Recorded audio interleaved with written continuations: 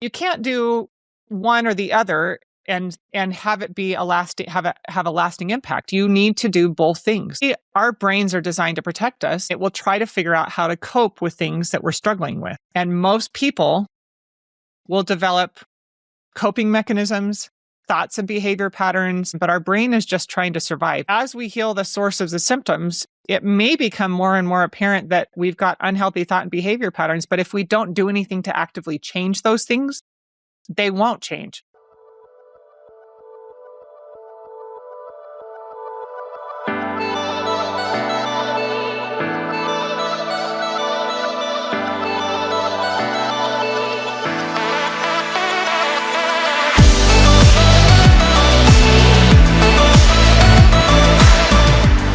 Welcome back to the Upside of Bipolar. I am your host, Michelle Reidinger, and I'm super excited to do a solo episode today because I have a topic to share with you that's been on my mind a lot recently.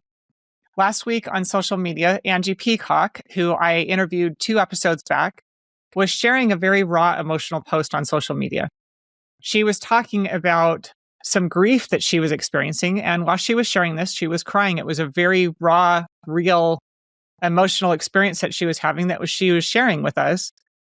And she was talking about what was causing the grief. She had lost her father last fall and had recently received some more information. And so as she read it, it was bringing all that grief back up. But the post wasn't about the loss of her father, really. It was about her gratitude for being able to experience that grief and experience the emotions, because that's one of the most important aspects of being human, is to be able to feel emotion.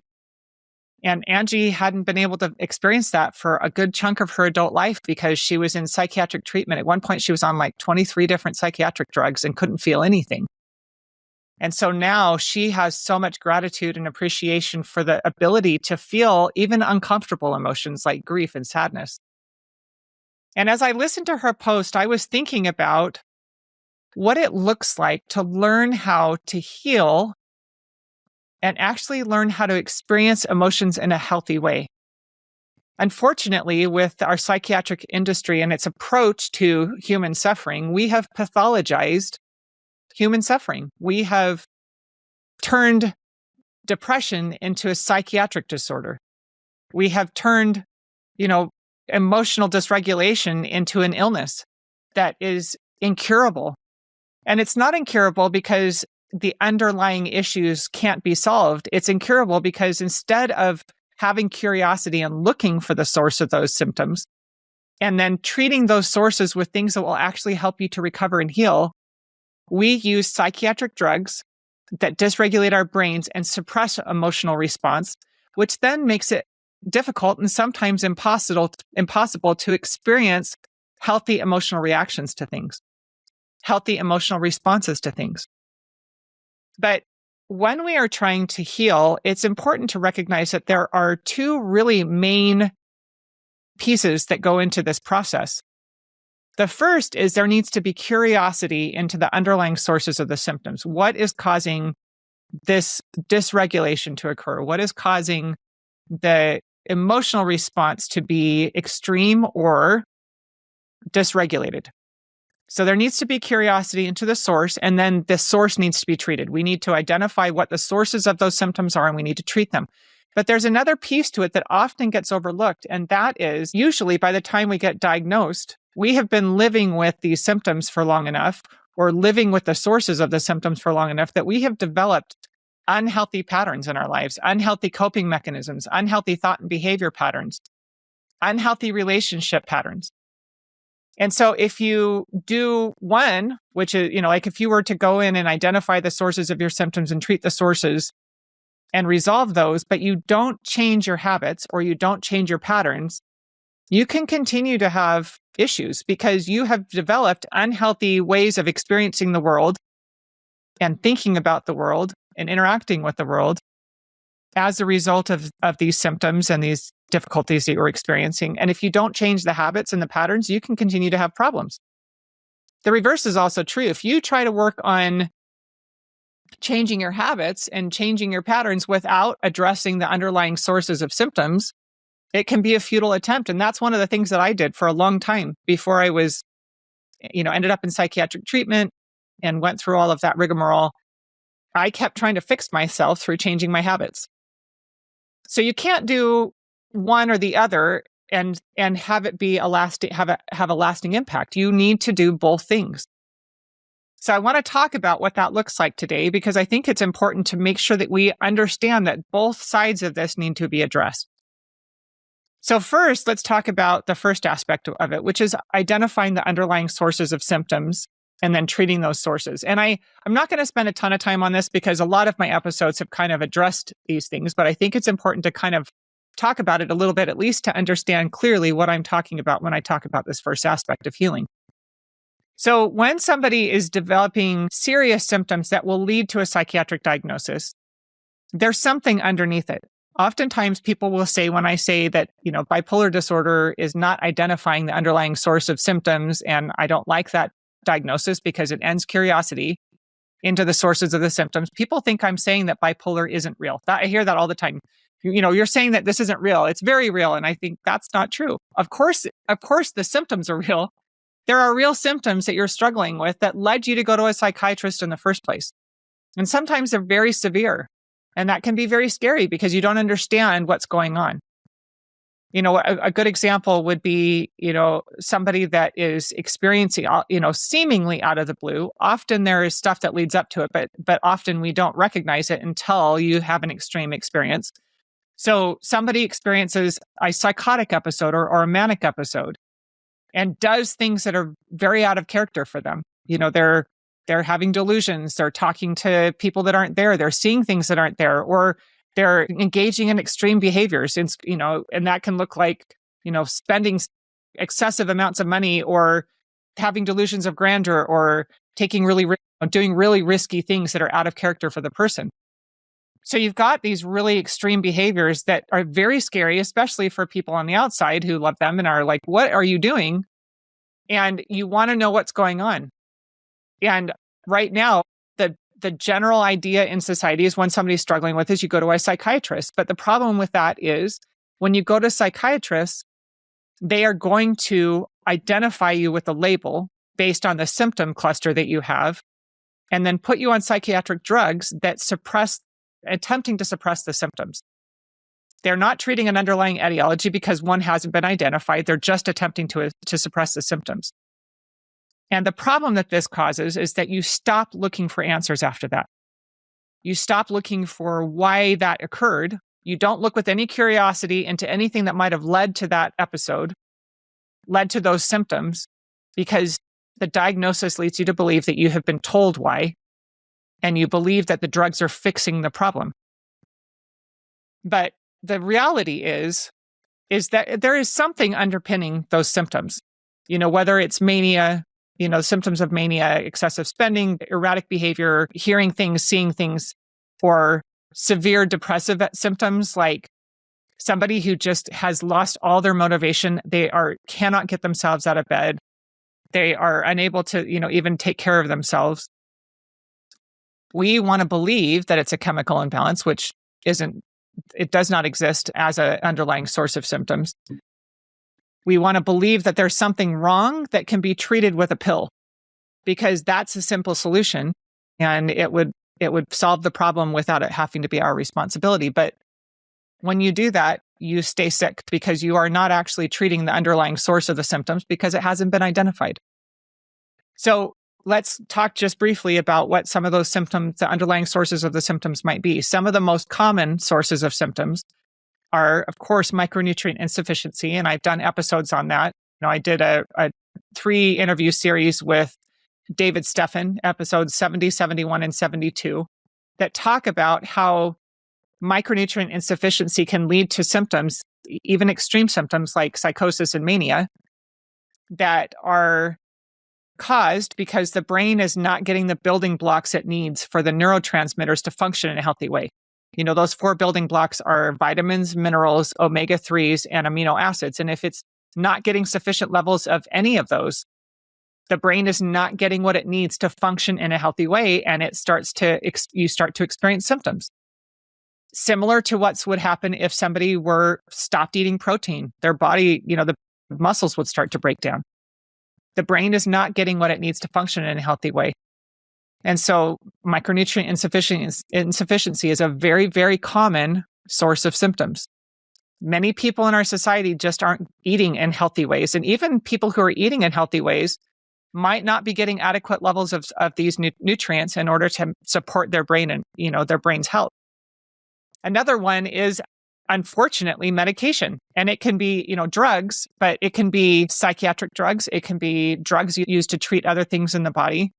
It's really interesting. Gabapentin is a drug that is used for neurological issues, but it's also used for psychiatric issues, and it affects your brain. It affects your emotional response to things. It can cause severe depression, and it causes dependency. And so if somebody starts taking these drugs, or marijuana is a big one now that we're starting to recognize, the potency of the THC in marijuana, I believe it's the THC in marijuana, is so high now that it is very common now for people to experience psychosis as a result of smoking weed. There are a lot of different medications, some psychiatric, some just, for other uses in the body, that can cause psychiatric symptoms. And because we have pathologized the symptoms, because when somebody comes in with feeling depressed and difficulty getting out of bed and difficulty functioning, instead of somebody looking through and identifying, well, you're taking this drug and that's a side effect of this drug, most doctors will just send you to a psychiatrist. The psychiatrist will not look at the drug as the source of the symptoms. They will just give you a diagnosis of depression and put you on antidepressants. And antidepressants, ironically, can lead to mania. And instead of people recognizing, the doctors recognizing that they caused mania by using antidepressants, they say, oh, it revealed that you have bipolar, and then they give you more drugs.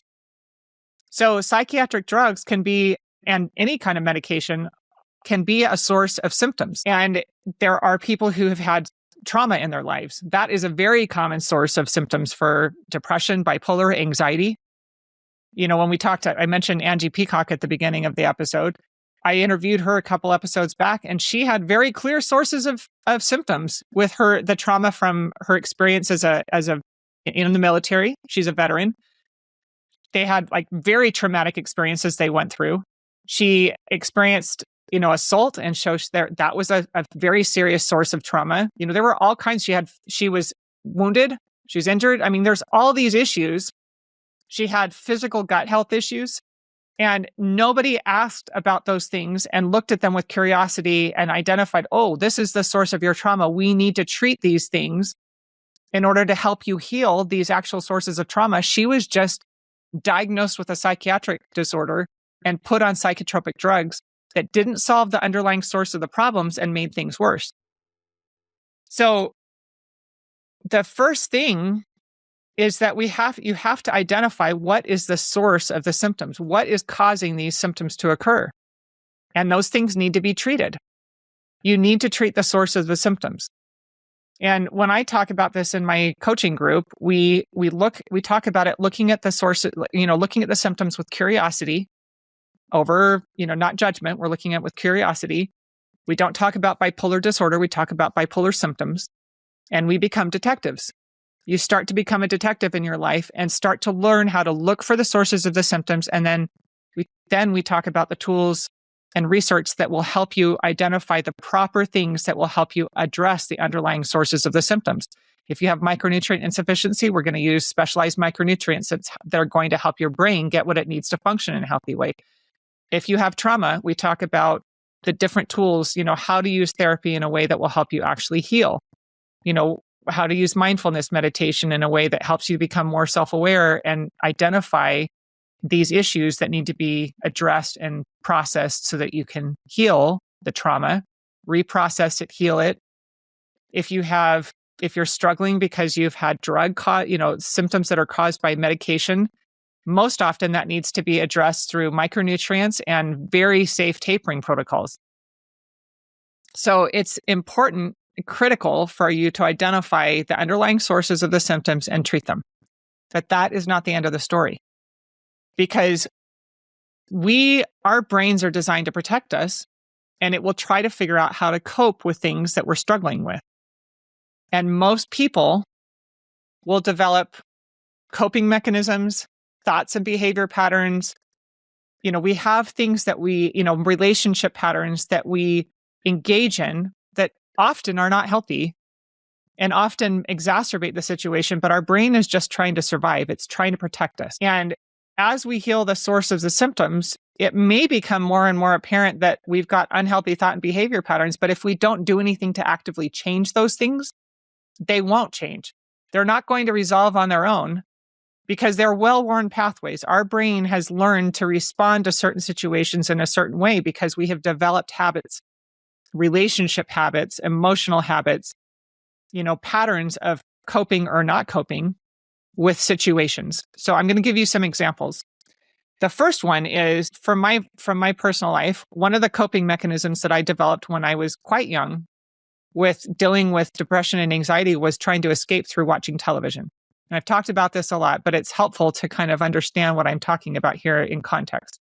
So when I would experience depression or difficult situations like abuse, one of my main coping mechanisms was TV and movies. And when I would do that, I would escape.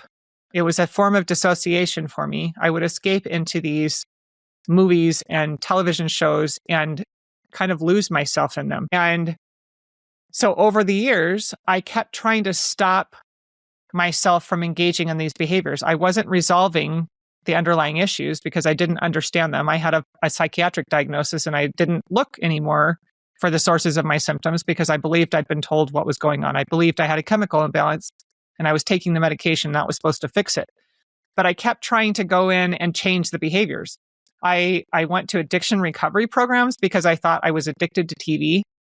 And at one point I bought a device called a power cop that I plugged the source of the power for the TV into it, and then I would lock it to try and prevent myself from getting into the television and give myself one more thing that I would have to do in order to watch television. And it wasn't effective because the reason I had developed this coping mechanism was this unprocessed trauma. And I didn't have the proper nutrition in my brain to help my brain function in a healthy way. I had sources of symptoms and I was on medication that were suppressing my emotional response. I had all of these issues that I was trying to cope with television, and I was trying to stop the behavior without resolving the sources of symptoms. And so over time, as I started going through the healing process, I started getting my brain what it needed to function in a healthy way. I got off the medication safely through a safe titration protocol and got on the micronutrients. My brain started to heal from all the damage from the medications and from the electroconvulsive therapy. And then I started learning how to use mindfulness meditation, and I started learning how to use therapy in a way that would help me heal. The source of this habit was resolved, but the habit was still there. And so periodically, I would go through long periods of time sometimes when I wouldn't feel the need to engage in watching lots of television. But I had developed the emotional habit of coping with distress through television. And as social media became a thing, it kind of evolved into social media. So scrolling through YouTube and scrolling through social media was another form of dissociation that I had. So even though I was resolving the sources of the trauma and the micronutrient insufficiency and all that, was working on resolving those sources, I still had an emotional habit. Anytime I would feel emotional distress or discomfort, I would go to this habit. And it was very frustrating for me to try and figure out, why do I keep craving this? Why do I keep wanting to do this? And I had to figure out how to change the habit. I had to learn how to change what I did when I experienced those emotions. And mindfulness meditation was actually a big piece of this. Number one, it was learning how to be more aware of the source of the discomfort that was causing the craving, for better word, I guess that's a good way to say it. Like the emotional need to dissociate and scroll or watch shows or, watch social media. But I had to do something. I had to come up with a different way to manage those things or a different way to respond to those things. And so this is where habits for healing come in. We talk about those in my program all the time. We talk about, developing habits for healing. And this is really the latter part of the program. If you've read my book, it's, the starting with mindfulness meditation, yoga, and yoga includes breathwork, doing pranayama practices, breathing practices, exercise, learning how to use exercise in a healthy way.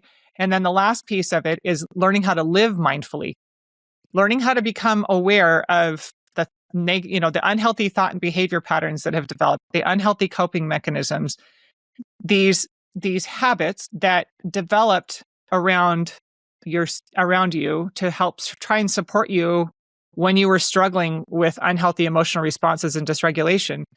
But now you have to change the habits. You have to change the behaviors. You have to change the way you respond to distress and the way you respond to these, to difficult circumstances. And also it has to do with how we interact in relationships. When you have relationship patterns that develop while you are struggling with emotional health, while you're struggling with symptoms of depression or mania or anxiety, you develop unhealthy ways of interacting with people, especially if you have a spouse or, close loved ones, family members. You will develop relationship habits. You will develop relationship patterns with them. And as you heal, it would be nice if as you heal that you would just automatically switch those things, but that's not the case. We have developed habits and you have to change the habits. So the reason why I'm talking about this is a lot of times we don't think about that piece of it.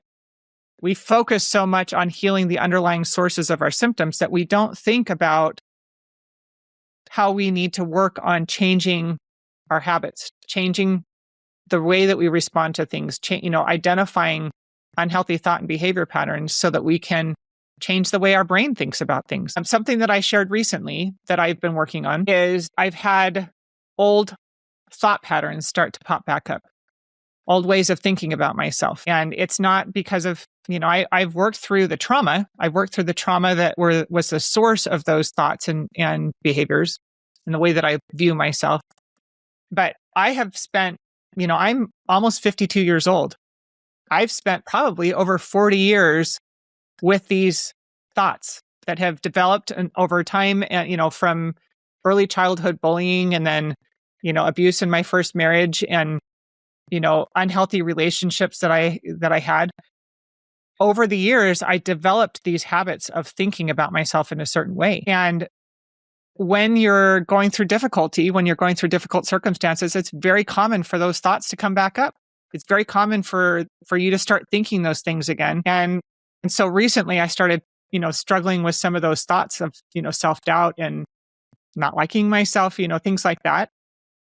And I didn't understand why, I thought, what do I do about this? I don't understand why this is coming back up because I healed the source of the trauma. I healed that trauma. So why are these thoughts coming up in my mind now?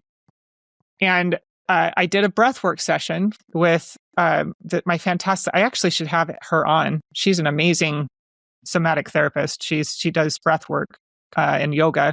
Her name is Abby Daw. And it's so interesting because we don't often think about the habit of how we think. The way that we think about things and the way that our brain reacts to things in our mind is developed over, through habit. And if we don't do something conscientiously to change things in the way that we think about things, it will continue with the habits that we've developed over our lifetime. And so I ended up writing a mirror talk. She calls it mirror talk script for myself. I used AI. This is a really cool tool. We are actually talking the other night in our tribe Zoom about the ways that we can use the AI tools to help challenge some of our negative thought and behavior patterns. It was pretty cool. I'm still exploring that, so I'm not ready to necessarily talk about it on here. But I did this with my. I will share how I came up with this mirror talk script for myself. But I started by telling AI about my experiences in my childhood and the negative thoughts that developed out of those experiences, and then presented what I wanted to believe about myself and the way I wanted to talk to myself. And that was a little bit hard for me, because when you are used to hearing your brain tell you certain things about yourself, it's really hard to challenge those thoughts sometimes, especially if they're seated deeply in our emotion and we've lived with them for our entire lives. But I used things that, like, I have a very good relationship with my mom, and she sees me in a different way sometimes than I see myself. And so I thought, well, I like the way my mom sees me, and I want to believe that those things are true. And so I put those things into AI, and I said, these are the things I want to believe about myself. And it gave me, and I said, and I told it, please give me, 90-second mirror talk script for me to use to tell myself these things every day. And so it gave me this really cool mirror talk script. I only had to change a couple things in it. And the reason I changed them is because I didn't like the way it worded things. But I changed them and started doing 90 seconds of mirror talk with myself every day, looking at myself in the mirror and saying these things. And I hope that you'll hear what I'm saying and understand that what we say to ourselves has tremendous power to affect the way we see ourselves and the way we believe, what we believe about ourselves. And we develop thought patterns often, especially if you've been struggling with mental health challenges. We develop unhealthy thought patterns based on coping with these unhealthy experiences, these trauma, or our brain's not functioning in healthy ways. And even if we resolve the source of the trauma, we can still struggle with how we feel about ourselves because those thought patterns haven't been challenged or changed. You have to conscientiously change the way you think about yourself. And so doing something like Mirror Talk is a way to change your habit, the habit of how you think about, what you think about and how you think about yourself and what you say to yourself in your own mind. And I have to tell you, even after just a few weeks of doing this Mirror Talk, it has changed how I feel about myself. It has changed the way I see myself. And I'm going to keep doing it for a long time after this. I don't know if I'll ever stop, because I'm understanding now how powerful it is to conscientiously change the habits that I have in the way that I talk about myself and think about myself in my mind. The same thing is true for, as I mentioned before, relationships. So when we interact with somebody, we have habits of the way we interact with them. And especially people that are close to us, and anybody who's been with us through, if we're struggling with our emotional health or our mental health, there are habits that develop in the relationship based on often unhealthy ways that we interact. And one of the things that I see regularly in people that I'm coaching are very unhealthy relationships, because when one partner is unhealthy, the relationship, even if one partner is healthy and one partner is unhealthy, you can end up with a super unhealthy relationship because the unhealthy partner is interacting in unhealthy ways. And you develop habits in your relationship. And as the unhealthy partner heals, that is not automatically going to change the relationship, because you still have to change the patterns in the relationship. You have to change the patterns of how you interact with each other. And I'll give you an example of my youngest and I. When my older two children were younger, when they were little, I was struggling a lot with my mental health. And I've talked before about, struggling with the quote unquote bipolar rage. I would have this like hair trigger, and I would dissociate and get very angry and yell and I worked for years to overcome those issues. I worked for years to address the underlying sources of the symptoms, and then, worked on practicing mindfulness, learning how to be aware when I started to get upset, give myself space to make choices about how I interacted with my kids. And it took a lot of time and a lot of effort. And the one that was the biggest struggle, honestly, was my oldest, because she and I had developed relationship habits.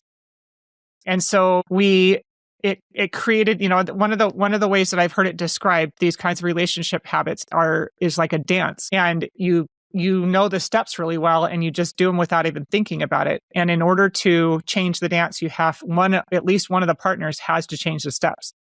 You have to change the way you interact with each other. And it took a lot of work over the years. And now with my youngest, every once in a while, especially if I'm having a day where I'm really tired, or really worn out emotionally or something, those little old habits try to work their way back in. So I might start to I don't get angry, I don't yell anymore, but, I might get agitated and stressed and, kind of speak sharply. But I have developed new habits now. So even if I start to do that, I catch myself very quickly and I immediately apologize and say, I'm so sorry, I shouldn't have said that, or I shouldn't have reacted that way. And so she and I have developed new habits. When she was little, I was still going through the healing process. So she experienced a little bit of, kind of the unhealthy patterns. But thankfully, I had done so much work with my older two in changing the relationship habits that by the time I got to my youngest, I had developed new relationship habits. I had developed new ways of interacting. I had developed new ways of handling stress. And so it's really critical to conscientiously work on identifying these unhealthy behavior patterns, these unhealthy relationship patterns, and then actively work to change them. And there are, you can work with a therapist to do these things. A lot of times it's hard to understand how to establish healthy boundaries in a relationship if you don't understand what healthy boundaries look like or don't even understand what boundaries are. I've talked about this in previous episodes, but I feel like since I brought it up, I probably should say something about it here. But the simplest way to understand what boundaries are was something that my therapist taught me. And I loved it because for years she and other therapists and other people had talked about boundaries. And I didn't ever admit to anybody that I didn't really know what they were talking about until I finally was in a session and I really wanted to understand what my therapist was saying. And I stopped her and I said, can you explain to me what boundaries are? I don't think I understand what that is. And she described it as the boundaries of a country, the borders of a country. So the borders of a country define the space that is that country. And within the borders, the government, the people are responsible for the care of the people inside there, the care of the land, all of the, deciding what's appropriate there, what is going to be acceptable there, and what is going to be allowed within the borders. But they are not responsible for what is happening in other borders. It's not their prerogative to tell another country what to do or how to behave, right? They're responsible for themselves and the other countries are responsible for themselves. And you can have treaties, you can have, cooperative relationships with other countries, but ultimately, this country is responsible for themselves, country A is responsible for themselves, and country B is responsible for themselves. And that is what boundaries are. Boundaries are recognizing I am responsible for myself. I am accountable for my behavior. I am responsible for my self-care. I am responsible for the choices that I make. And I am not responsible for controlling somebody else's behavior or, with the exception, of course, of children. Like I am responsible for taking care of my children. But at the same time, I want to be respectful of my kids. I want to be respectful of their autonomy as a person, So I want to teach my children healthy boundaries as they grow. But one thing that happens very frequently in relationships with people that are struggling with their mental health is an erosion of boundaries. There's, especially when we have psychiatric diagnoses that make us believe that we have a disease, bipolar disorder is a disease or a chemical imbalance that they don't have any control over.